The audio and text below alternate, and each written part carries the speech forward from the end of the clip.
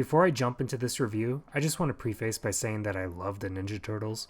Growing up, they were just as cool to me as Spider-Man. I ate their popsicles, played with their action figures, watched all their movies, and even dressed up as Leo with all my best friends in high school for Halloween. So going into this new movie headed by Seth Rogan, my expectations were low, but my hopes were high.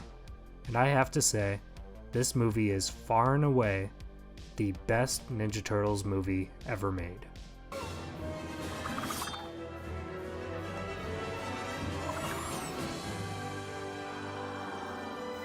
There it is. Magnum. Holy moly. Yeah, baby! That's what I've been waiting for! Don't get me wrong, I love the classic live-action movies with all my heart, even that weird one at the end of the trilogy. It's Wet Willie time, Mo. What'em? However, I do believe that a lot of that love comes from nostalgia, which isn't a bad thing, but it's not fair objectively. This new movie by Seth Rogan, wow. First off, let's talk about the elephant in the room, the art style. The art style for this movie is drop-dead gorgeous. Colors pop out in the night, everything looks like it was scribbled with markers, and the character designs are top-notch. Yes, it is clearly inspired by the Spider-Verse movies, but it has its own style. It's definitely a lot more interesting than these movies that are coming out. Back to the Ninja Turtles, it's very clear that the artists had a ton of fun making this, and maybe too much fun making the humans. You could talk, oh my god, what's wrong with your face? Honestly, watch this movie and try not to giggle when a human comes on the screen. Aside from April, all of the humans look like the characters we made in Elden Ring. That's not a knock on the movie though. If anything, I liked seeing humans and imagining the animator completely fucking up their faces. It made me chuckle. The story of the movie, I won't spoil, but I will say it was solid. Like the animation, it felt fresh and made me excited to see what's coming next. Kind of a similar feeling I had when I saw the end of Spider-Man Far From Home. Spider-Man's name is Peter Parker.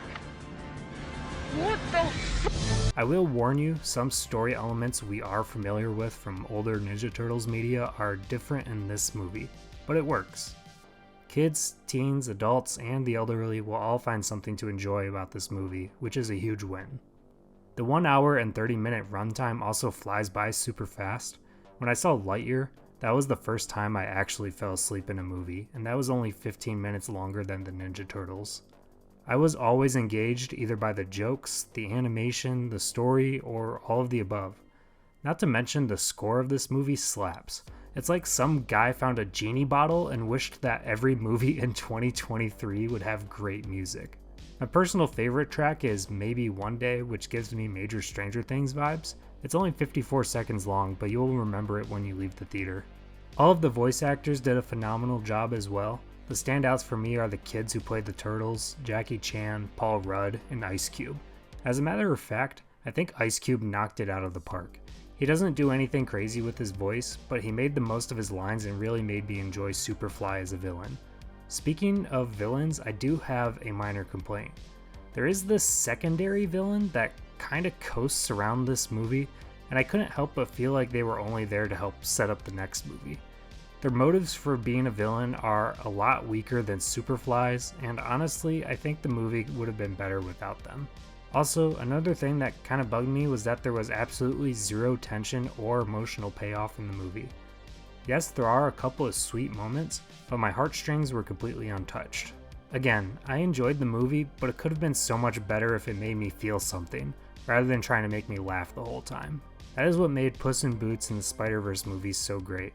That's why the old Pixar movies are goated. They just have a certain emotional oomph to them that this movie doesn't have. Overall, Seth Rogen did a great job making a movie that I think all families will enjoy, and I would be surprised if sequels aren't made after the writer's strike. I give this movie an 8.5 out of 10. If you enjoyed this review, please like, subscribe, and I'll see you next time. Non più tra i farfalloni amoroso, notte e giorno di torno girano, delle belle turbando al riposo, Narcisa tuo gino d'amor.